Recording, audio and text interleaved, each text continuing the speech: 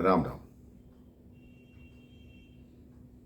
इस संसार में कई लोग एक ही समय में एक ही ग्रह नक्षत्र में जन्म लेते हैं, लेकिन सबका भाग्य भगवान अलग अलग लिखते हैं।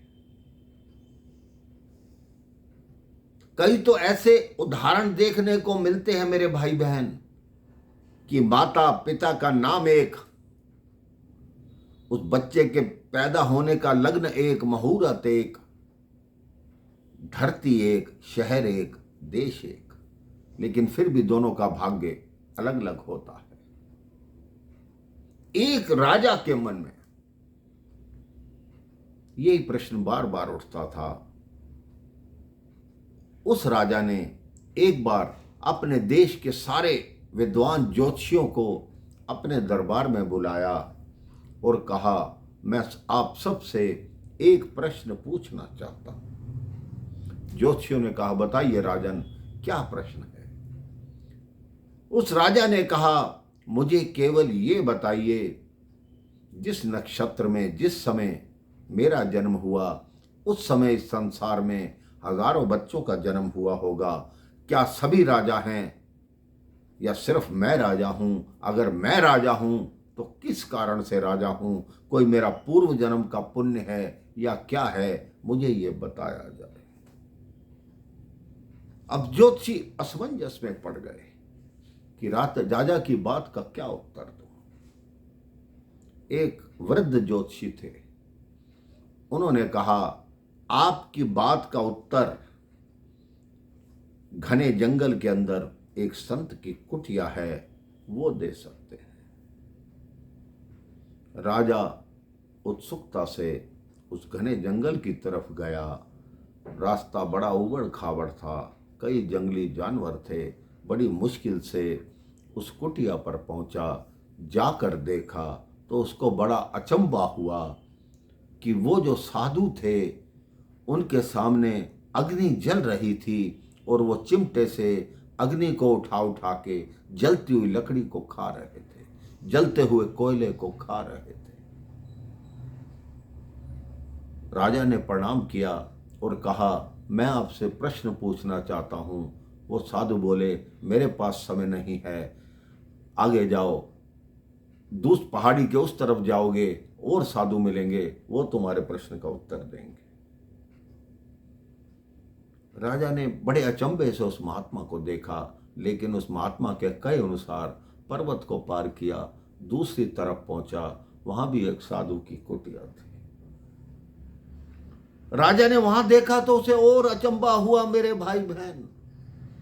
उसने देखा वो साधु अपना ही मांस नोच नोच के खा रहा। राजा एकदम हैरान होकर देखने लगा कि ऐसा कौन करता है, कौन अपना मांस नोच नोच कर खाता है। उस साधु को कहा, मैं आपसे प्रश्न पूछना चाहता हूं। वो साधु बोला, अभी मुझे बहुत भूख लगी है, तुम्हारे प्रश्न का उत्तर उस गांव में जाओ, वहां एक आदिवासी परिवार में एक नवजात शिशु जन्म ले रहा है, तुम्हारे प्रश्न का उत्तर वो देगा। राजा वहां से भी चला। पता नहीं कितने दिन चलने के बाद वो गांव आया। इतना घने जंगल के अंदर आदिवासियों का छोटा सा गांव था। अब राजा ने पता किया किस घर में शिशु होने वाला है। सब ने बताया, उस घर में चले जाओ, उस घर में शिशु होने वाला है। राजा ने वहां जाकर प्रार्थना की कि जैसे ही शिशु हो सबसे पहले उसे मेरे पास लाया जाए। रात्रि के समय वो शिशु हुआ। अब उस आदिवासी परिवार की महानता देखिए, अभी वो बच्चा जन्म ही दिया था, नाल भी नहीं कटी थी, वो सीधा राजा के सामने ले आए। वो बालक राजा को देखते ही हंसने लगा। कहते, मेरे पास समय बहुत कम है, लेकिन तुम्हारे प्रश्न का उत्तर देकर जरूर जाऊंगा। वो बालक बोला, तुम, मैं और वो जो दोनों साधु हैं, 7 जन्म पहले हम चारों भाई थे। एक बार हमने मेहनत करके थोड़ी सी अन्न इकट्ठा किया, उस अन्न को पिसवाया, उसकी रोटी बनाई, उसकी 4 रोटी बनी। हम चारों को इतनी भूख लगी थी कि हम चारों बैठ के वो रोटी खाने को तैयार हुए। तभी वहां एक साधु आए।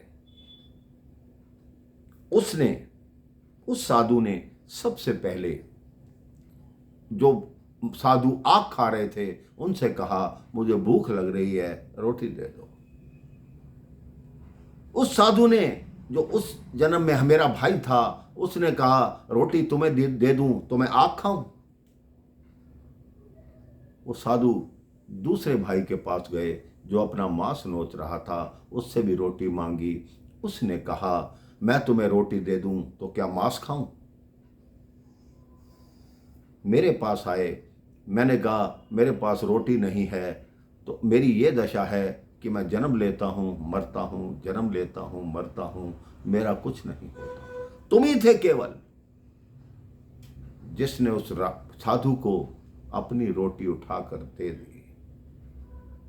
इसलिए तुम इस जन्म में उसी पुण्य के कारण राजा बने हो। राजा की बुद्धि में सारी बात आ गई मेरे भाई बहन, कि कोई भी मांगने आता है आपके पास, उसको नहीं दे सकते, उसका अपमान मत करिए।